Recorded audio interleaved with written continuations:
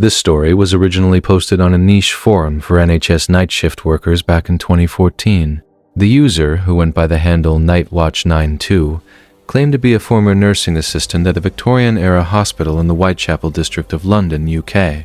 It's a place known more for its dark history than its modern medicine, and after reading his account, it's easy to see why he left the profession entirely.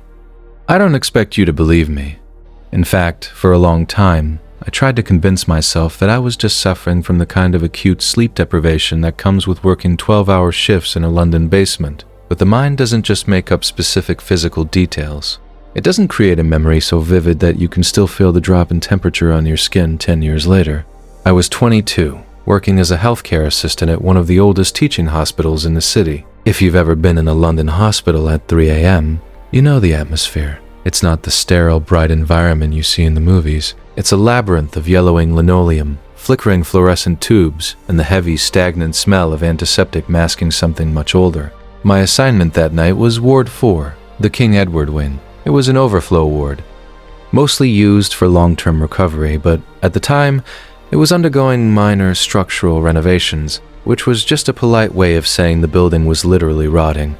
Half the ward was partitioned off with heavy plastic sheeting, and the other half was empty because of a localized heating failure. My job was simple, or so I thought. Sit at the auxiliary desk, perform hourly fire safety walks through the empty corridors, and wait for the morning shift to relieve me. It was the kind of silence that has a weight to it. The only sound was the distant hum of the ventilation system and the occasional groan of the old copper pipes behind the walls. Was it the building settling, or was something moving behind those walls? Around 2:15 a.m., I started my second walkthrough.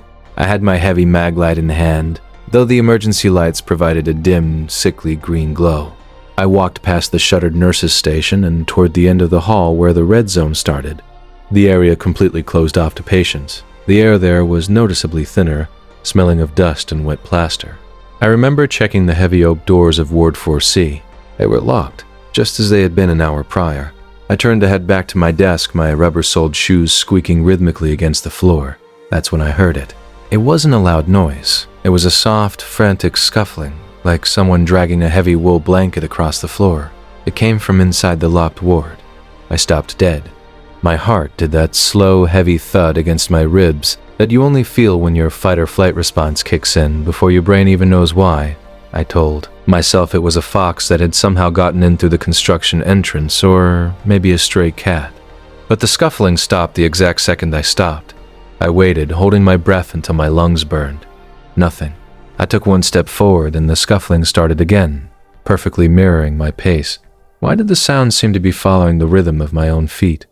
I reached for my radio to call the site supervisor, but as I pulled it from my belt, the static hissed with a strange, rhythmic pulse. It sounded like someone trying to breathe through a mouthful of water. I clipped it back on, my hands shaking. I forced myself to look through the small, wired glass window of the Ward 4C doors. It was pitch black inside, save for the silhouette of empty bed frames stripped of their mattresses. Then, out of that darkness, a voice drifted through the gap in the door frame. It wasn't a scream. It was a whimpering, desperate plea. Please, I can't breathe, someone help me. My blood turned to ice. It wasn't just the fact that someone was in a locked, condemned ward. It was the voice. It wasn't the voice of an old man or a frightened patient. It was my voice. It had my specific North London inflection, the slight rasp I get when I'm tired, the exact pitch and cadence of my own speech. It sounded exactly like I sounds when I'm recorded on a phone and played back. That jarring realization of what you actually sound like to the world. How could a room full of shadows mimic the sound of my own soul? I stood there, paralyzed. I wanted to run, to bolt back to the bright lights of the main entrance. But curiosity is a poisonous thing. I thought maybe I was having a stroke, or a psychotic break. I pulled my master keycard and swiped it. The light on the reader flickered from red to green with a sickeningly loud click. The door groaned open, revealing the cavernous belly of the ward. The smell hit me instantly. It wasn't the smell of construction anymore. It was the smell of ozone and old sun-dried rose petals. A sweet, cloying scent that felt like it was coating the back of my throat. Is someone in here? I called out. My own voice sounded thin and alien in the vast space. From the very back of the ward, near the darkened windows that looked out over the Thames, the reply came instantly. Is someone in here?"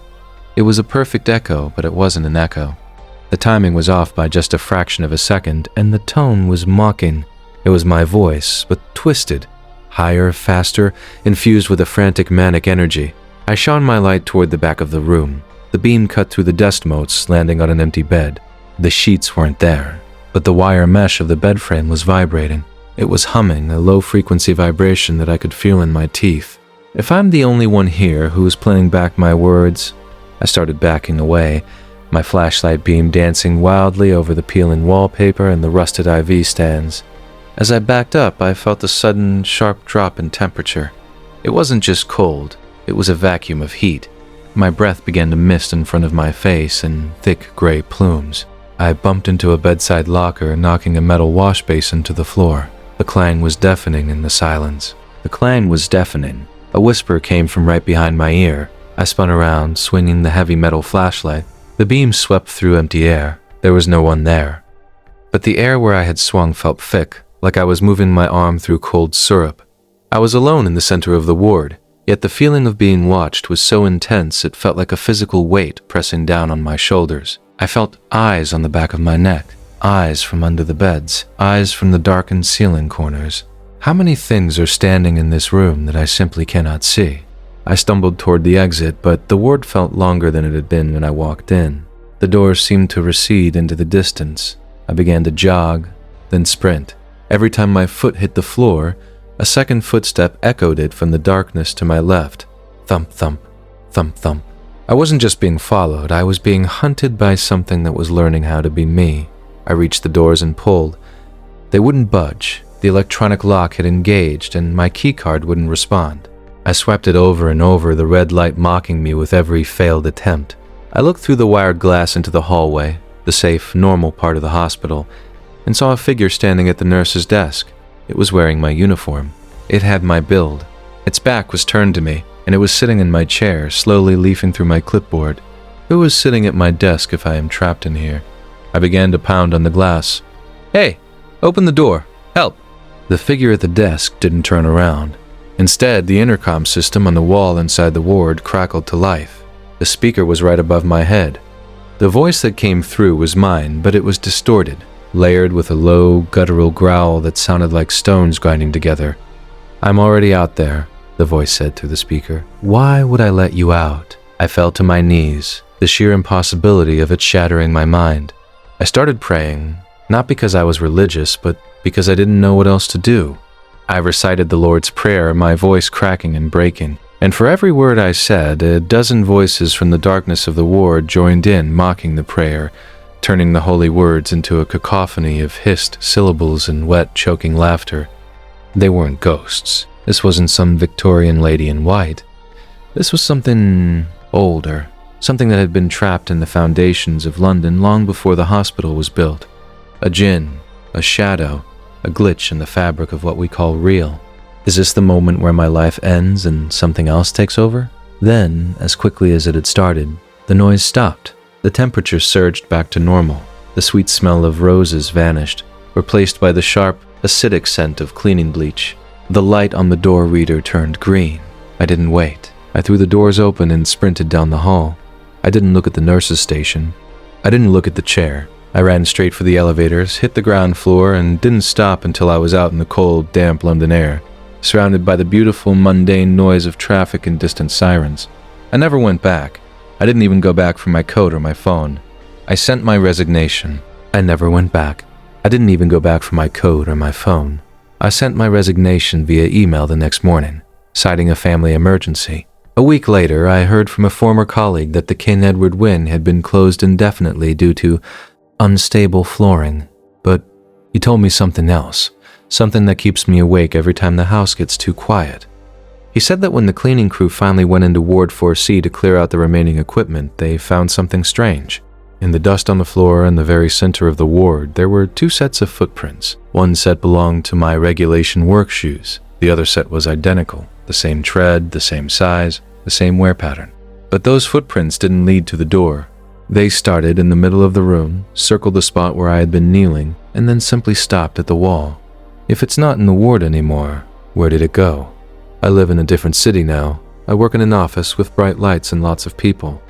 I don't work nights, but sometimes when I'm at home and the house is still, I'll hear a noise from the kitchen. It sounds like a wash basin hitting the floor. And then, a few seconds later, I'll hear my own voice from the hallway whispering a question I'm too terrified to answer. "Are you still there?" it asks. And I realize with a cold, numbing certainty that the thing in the hospital didn't want to kill me. It wanted to be me. It's been 10 years and I still look in the mirror every morning and wonder if the person looking back is the same one who walked into Ward 4C that night. I wonder if I'm the original or if the real me is still screaming for help in a locked, empty ward in the heart of London. How would I even know the difference? What specific type of unexplained evidence should the narrator find in the next story to make the haunting feel more physical and grounded? This account was pulled from a deleted thread on a popular Australian road safety forum back in 2019. The original poster was a long-haul courier based out of Perth, but the events he describes took place on a desolate stretch of the air highway, crossing the Nullarbor Plain, a place where the horizon is a flat, infinite line and help is often hundreds of miles away.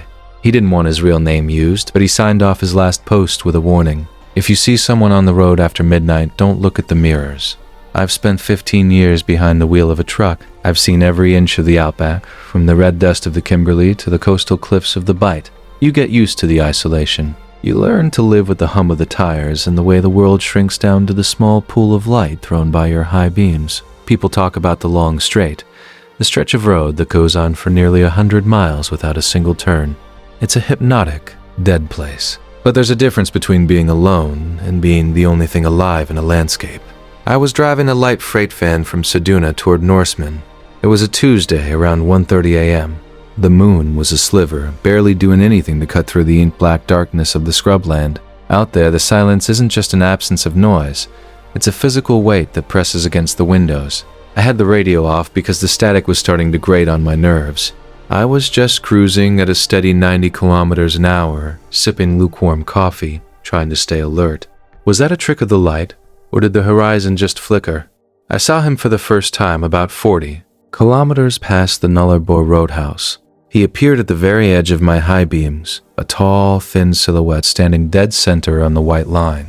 My first instinct was to slam on the brakes, which is a dangerous move with a loaded van on a lonely highway. I slowed down, the tires crunching on the gravel shoulder as I prepared to swerve. He was wearing what looked like a dark, heavy coat, despite the lingering heat of the desert night. He didn't move. He didn't shield his eyes from my lights or put up a hand for a ride.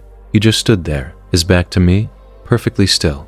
As I passed him, doing maybe 20 kilometers an hour now, I looked out my side window. He was standing so still, he didn't even look like a person. He looked like a cutout, a piece of the darkness that had been sharpened into a human shape. I didn't see a face. I didn't see skin. Just that heavy, wool-textured coat and the head bowed slightly forward. I watched him in my rearview mirror as I accelerated, expecting to see him walk to the side of the road or disappear into the scrub. But he stayed right there, a black speck in the red glow of my taillights, until the distance swallowed him. Why would anyone be standing in the middle of nowhere without a car in sight? I shook it off. You see weird things on the road at night, hitchhikers, broken-down travelers, people who've had a bit too much of the highway madness. I figured he was just a confused tourist or a local whose car was hidden in the brush.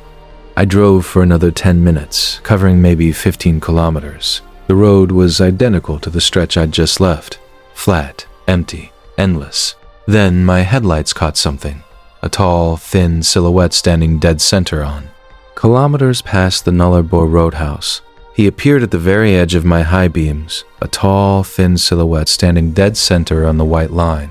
My first instinct was to slam on the brakes, which is a dangerous move with a loaded van on a lonely highway. I slowed down, the tires crunching on the gravel shoulder as I prepared to swerve. He was wearing what looked like a dark, heavy coat, despite the lingering heat of the desert night. He didn't move. He didn't shield his eyes from my lights or put up a hand for a ride. He just stood there, his back to me, perfectly still. As I passed him, doing maybe 20 kilometers an hour now, I looked out my side window. He was standing so still, he didn't even look like a person. He looked like a cutout, a piece of the darkness that had been sharpened into a human shape. I didn't see a face. I didn't see skin. Just that heavy, wool-textured coat and the head bowed slightly forward. I watched him in my rearview mirror as I accelerated, expecting to see him walk to the side of the road or disappear into the scrub. But he stayed right there, a black speck in the red glow of my taillights, until the distance swallowed him. Why would anyone be standing in the middle of nowhere without a car in sight? I shook it off. You see weird things on the road at night, hitchhikers, broken down travelers, people who've had a bit too much of the highway madness. I figured he was just a confused tourist or a local whose car was hidden in the brush. I drove for another 10 minutes, covering maybe 15 kilometers. The road was identical to the stretch I'd just left. Flat, empty, endless. Then my headlights caught something. A tall, thin silhouette standing dead center on. Only ever saw the back of that heavy, dark coat. Is the road looping, or am I losing my mind? I started talking to myself. You're tired, Dave. You're just tired. It's the highway hypnosis. Your brain is repeating a pattern.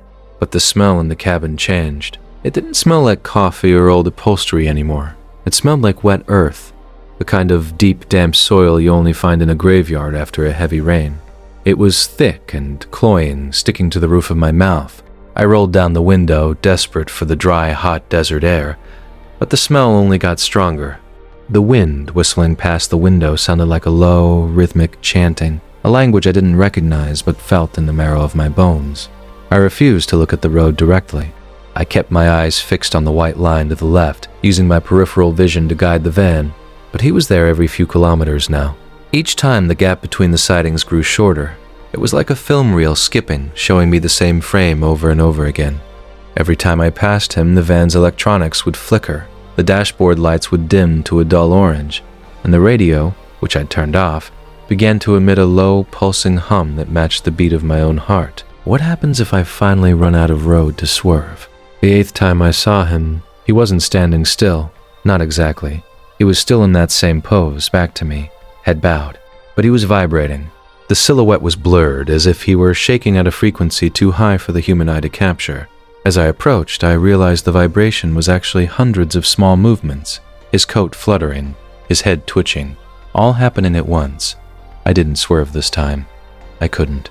Something in the air felt thick, like driving through water.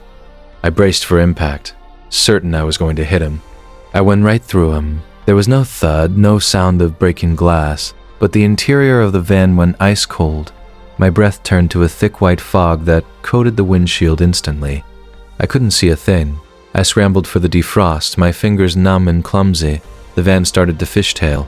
I managed to bring it to a stop in the middle of the highway, my chest heaving, the silence now so loud it was ringing in my ears. I sat there for a long time, staring at the white fog on the glass, waiting for a hand to press against it from the outside. Why is it so quiet that I can hear my own blood rushing? I reached for a rag to wipe the windshield. As the glass cleared, I saw the road ahead was empty, but when I looked at the rearview mirror, my heart stopped. The man wasn't on the road behind me, he was in the back of the van. I couldn't see him directly, the cargo partition was in the way, but I could see his reflection in the small, rectangular mirror above the dash. He was standing in the cramped cargo space, his back to me, his head bowed. He was taking up a space that shouldn't have been large enough for a man of his height. I didn't turn around. I knew, with a certainty that felt like a death sentence, that if I turned my head and looked at him directly, I would never be able to look away again. I put the van in gear and started driving. I didn't look at the rearview mirror again. I tilted it upward so I could only see the roof of the cabin. I drove like a man possessed, my eyes locked on the road, ignoring the fact that the temperature in the van was still dropping. I could hear the freight in the back shifting even though it was strapped down. I could hear the soft scuff of a heavy coat against the metal walls. How long has he been waiting for someone to pick him up? I reached Norseman just as the sky was beginning to turn a bruised purple. The town was asleep, but the lights of a 24-hour petrol station felt like a sanctuary. I pulled into the bright, fluorescent-lit bay and sat there, the engine idling. I waited for 5 minutes, 10 minutes, just breathing. Finally, I worked up the courage. I grabbed my flashlight, got out of the van, and walked to the rear doors. My hands were shaking so hard I could barely fit the key into the lock. I threw the doors open. The van was empty. My freight was exactly where I'd left it, the straps tight, the boxes undisturbed. But there, in the center of the metal floor, was a circle of damp, dark earth. It was cold to the touch, and spread across the boxes Like a fine dust was a layer of gray ash that smelled faintly of old, dried rose petals. I cleaned it out with a broom, my skin crawling the whole time, and I didn't say a word to the station attendant. I just drank 3 cups of black coffee and waited for the sun to fully crest the horizon before I got back on the road. Was it a warning? Or did something just find a way out of the desert? I quit the long-haul business a month later. I took a local delivery job in the city, somewhere with streetlights and people and noise. But the thing about the Outback is that it doesn't stay behind you. A few weeks ago, I was driving home from a late shift. It was a well-lit suburb, plenty of cars around. I glanced in my rearview mirror to change lanes, and for a split second I saw it. In the back seat of my personal car, a dark heavy coat, a bowed head. I slammed on the brakes and spun around. The seat was empty, but when I got home and went to bed, I found a small pile of red desert dust on my pillow. It was arranged in a perfect circle. Now, I don't look in mirrors after dark. I've covered the ones in my hallway and my bathroom, because I know that he's still there, standing perfectly still, just waiting for me to look long enough for him to finally turn around. And I'm terrified that when he does, he'll have my face. How many of us are actually alone in the dark? To make the next story even more grounded, would you like the narrator to find physical biological evidence, like a tuft of hair or a tooth found in a place it shouldn't be? Or technological evidence, like a GPS tracker showing a path through a solid mountain?